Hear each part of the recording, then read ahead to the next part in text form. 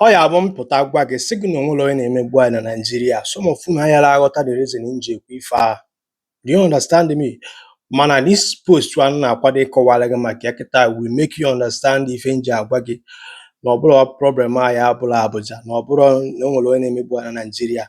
But na video kịta ị ga-aghọta ndị afọ na-emegbu mụ na gị na. Do you understand what I'm saying?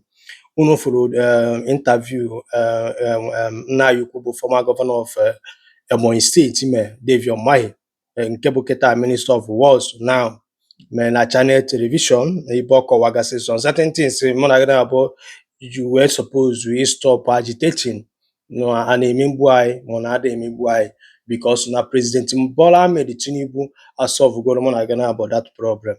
But to get ntị ebe a na the headline ọ sị that na Punch News online, Tinubu's inclusive governance makes Biafra agitation unnecessary. Umahi, can go just one paragraph about because I don't have this video attack. Can we call again cholo?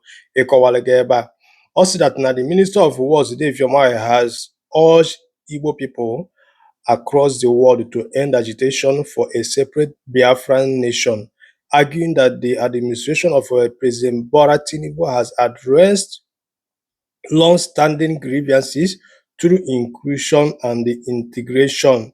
Do you understand what I'm saying? Now, can I get something about?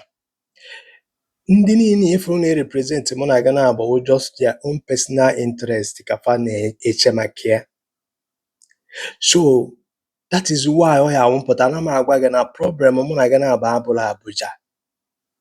Problem mụ na gị na-abụ ndị ahụ na-represent mụ na gị gịnị na Abuja and ndị ahụ na-agọvanụkwa mụ na gị na-abụ n'isi of every state si n'ala Igbo a.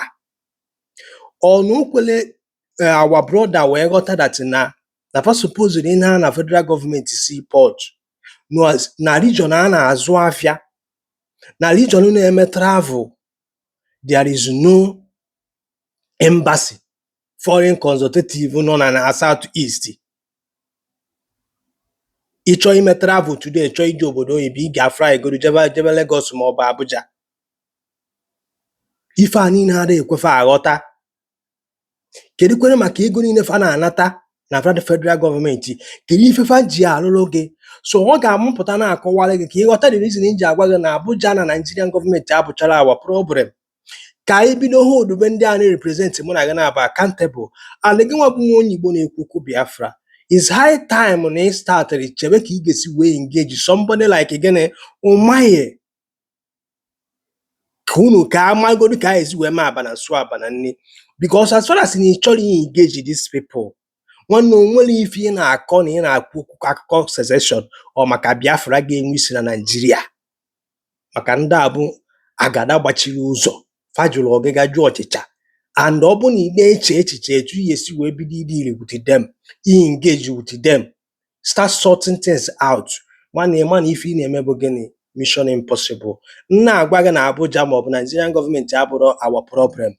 All the mmadụ Umahi ka nna atọrọ gị aka. Gọvanọ sụ anyị, representative anyị, senator sụ anyị niile na-represent mụ na gị na-abụ. Since ya chịbara anyị, kedu ife na-emele mụ na gị na-abụ?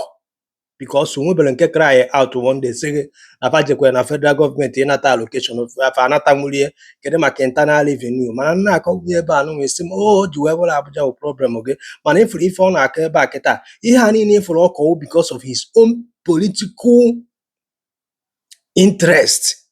Ọ bụrụ maka ngị nwa. Do you understand?